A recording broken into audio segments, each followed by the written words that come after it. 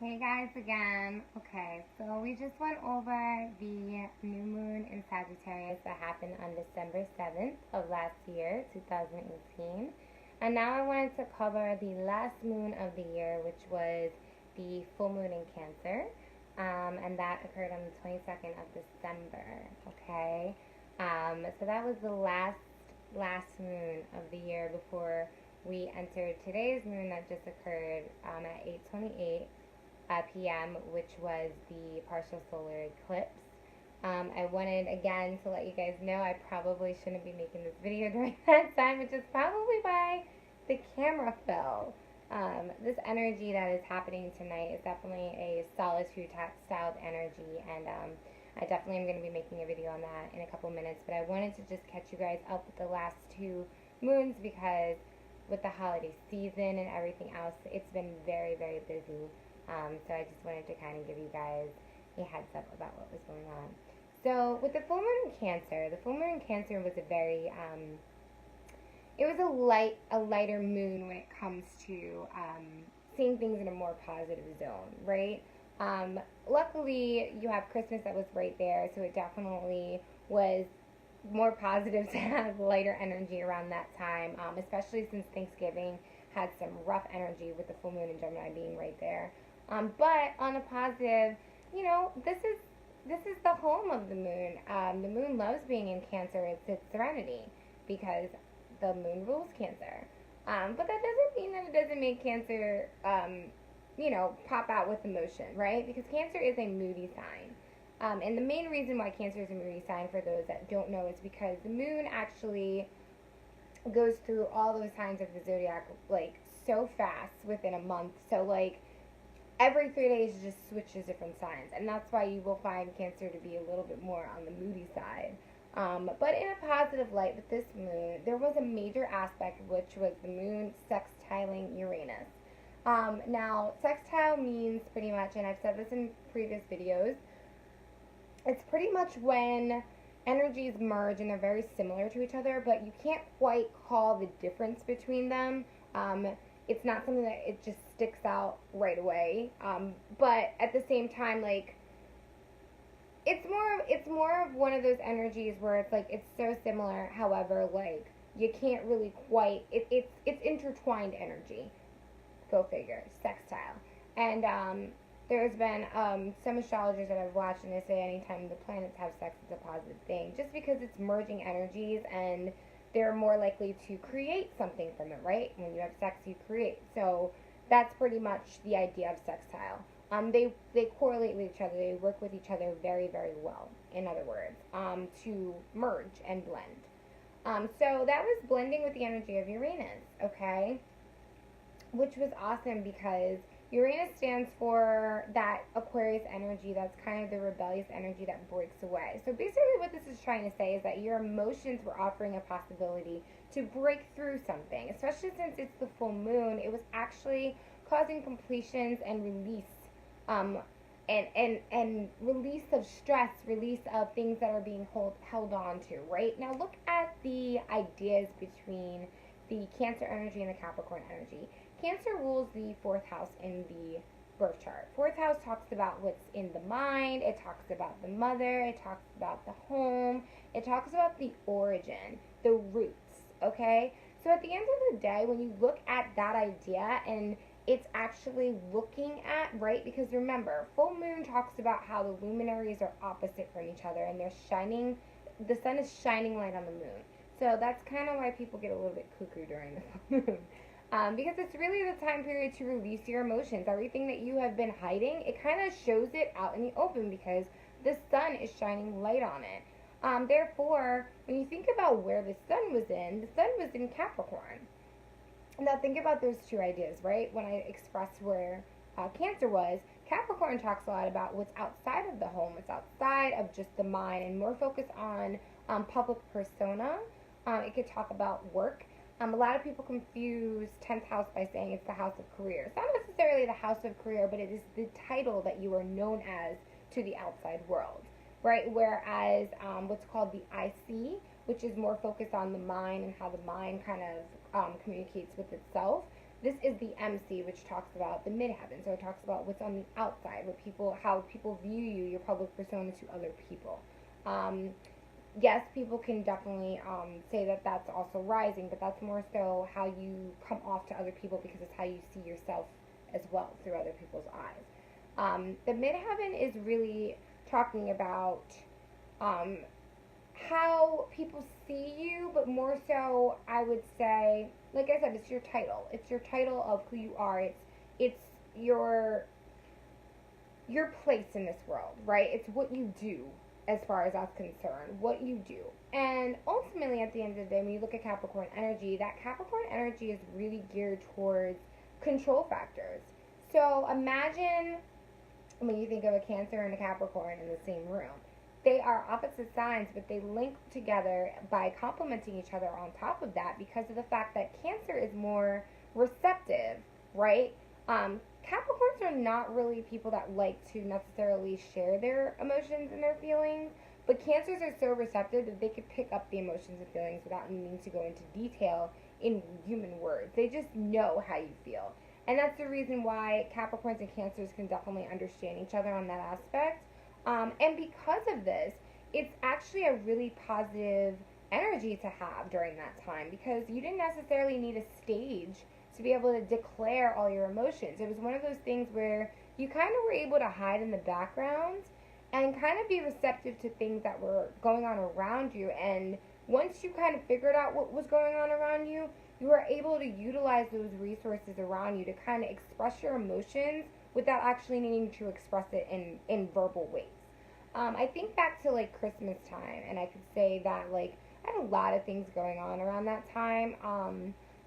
Especially opening the new year. I'm about to get an apartment in less than a month. I had a lot of things going on around the 22nd, and I could definitely say it was a time when I was a little bit. I had that verbal need, because I think that Sagittarius was still kind of punching itself out there. Remember, every new moon and full moon, they're 4 weeks apart from each other, so you still had energy coming from that new moon in Sagittarius. So it was still that energy of wanting to say how I felt. But I started to realize that it was easier for me to be a little bit more quiet. I noticed that because I'm more of a vocal person, that people came to me more when I was actually quiet, because they're like, wow, she's actually not expressing herself.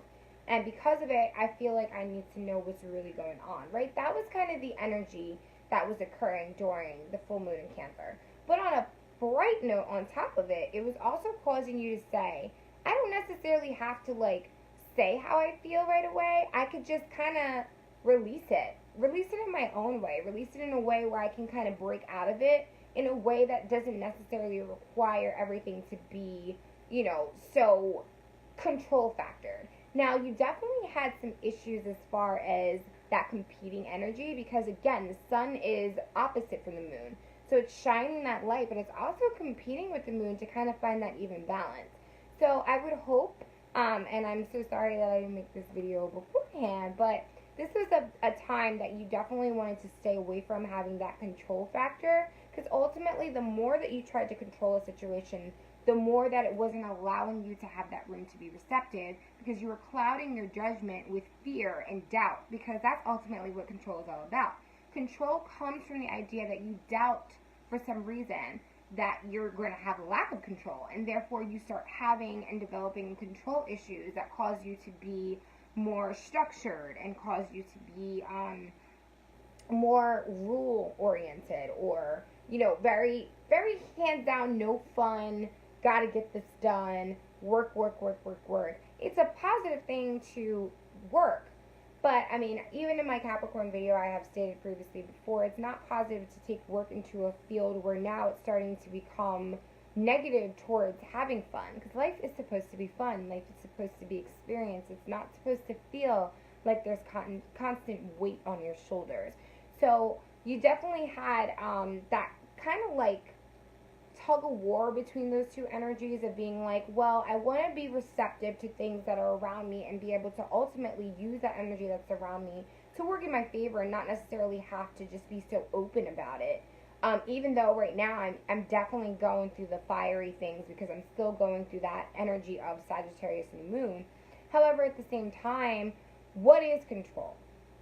And having those two energies go against each other, I mean, it makes a lot of sense. Christmas time is a time where you want to make sure you watch your finances, but you also are trying to be motherly and take care of the people that you love and get them gifts or be around them and be more nurturing and not necessarily worry about that control aspect of, oh, well, I don't have time because I have to work today, or I have to work so I can afford these gifts, or, you know, we have to build, we have to focus, we have to do this because this needs to be done, and taxes are coming up, or blah, blah, blah, blah, blah, blah, or whatever you can come up with. Ultimately, at the end of the day, there was that factor of being like, what's more important, home or working so I can afford the things that are demanded at home, right?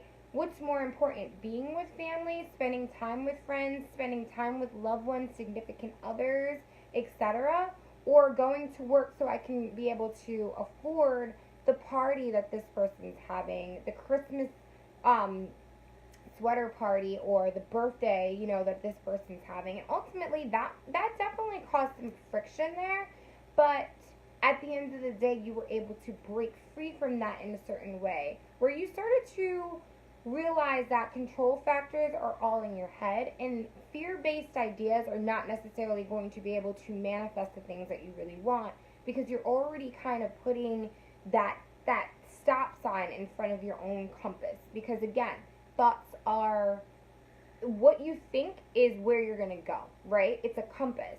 If you start to think negative things, even if you're in a positive situation, or even if you've had positive things happen, ultimately, at the end of the day, you're going to switch the zone of where your thoughts are going, and you're going to start manifesting the things that your thoughts are focused on. So you don't want to think fear-based things, because, again, it's going to only produce things that you should be fearful of. But ultimately, other than that, this was a beautiful energy. Let's see if I have any outstanding notes on this. Great energy for a breakthrough. Everything that may have not been expressed finds its way of being accepted without needing a stage to express it. In fact, it is Cancer that is receptive and works better by being quiet and moving sideways towards a forward direction, plotting the whole time.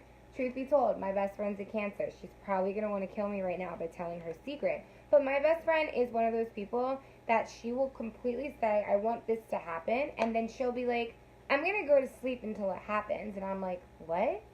Because that's what Cancers do, right? They're like, I want to just sleep it off. And you're like, especially me as an earth sign, I'm like, what? Like, I don't understand. Don't you want to do all the things to get to where you need to be? And ultimately, my best friend's like, but it's going to happen anyway. All these things that you think that you're going to be able to defeat are going to happen. So you might as well just enjoy the ride and just wake up when it comes. And I'm just like, what? But she makes a lot of sense, because if you, let's say, for example, and I've told a friend this, let's say you go get your fortune told by somebody that says that they do fortune telling, right? Okay, you go get your fortune told, or you go to someone, like I do tarot, but I don't, and people that get their tarot done by me know that I more so focus on the way the mind works and how the present can work for the future. But there are certain tarot readers that focus mainly on the future, and they go ahead and say,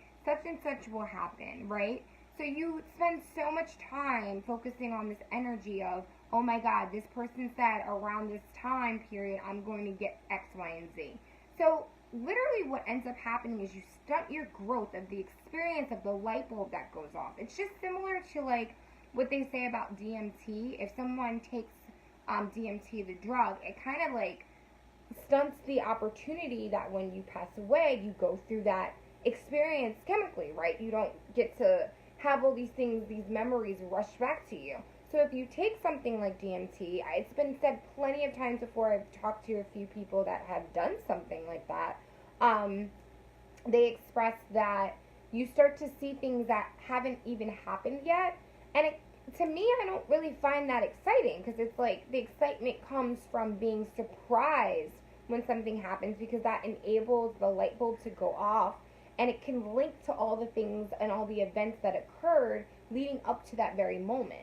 But when you take that opportunity away, what ultimately happens is you don't really get to go through the emotions of the experience, and you stunt the experience itself. You don't necessarily go through it. It's just like cheating, and it's like the rosebud in The Sims, right? You type in rosebud and it gives you the $1,000. Well, you didn't work for the $1,000, so you get all this money. Yeah, you get to build this huge house, but what about all the fun that you can go through by like almost burning down your house because your sim wants to learn how to cook, or like, you know, your neighbor's knocking on your door and bothering you, or the Grim Reaper calling because you like jumped in the ocean and your sim died, and like all these little things that can occur during the process of trying to do this grand big thing, which is like, I need to make money so my sim can build this house. And you don't get to go through the game. You just ultimately cheat through the game. And then after you cheat through the game, it just gets you what you wanted. But the experience is what mattered. The journey is what mattered. And if you go ahead and ask a fortune teller what's going to happen, and you surround yourself around that one thing, you're not going to experience the experience. And that's stunting the growth. So ultimately, at the end of the day, that's pretty much what she's saying. Let things happen. They're going to happen.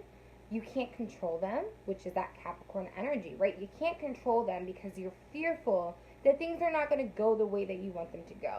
Because ultimately, the universe gives you what you need, not what you want. It's what you are requesting, but the version that you need is going to come. So basically, that was the energy of the full moon in Cancer.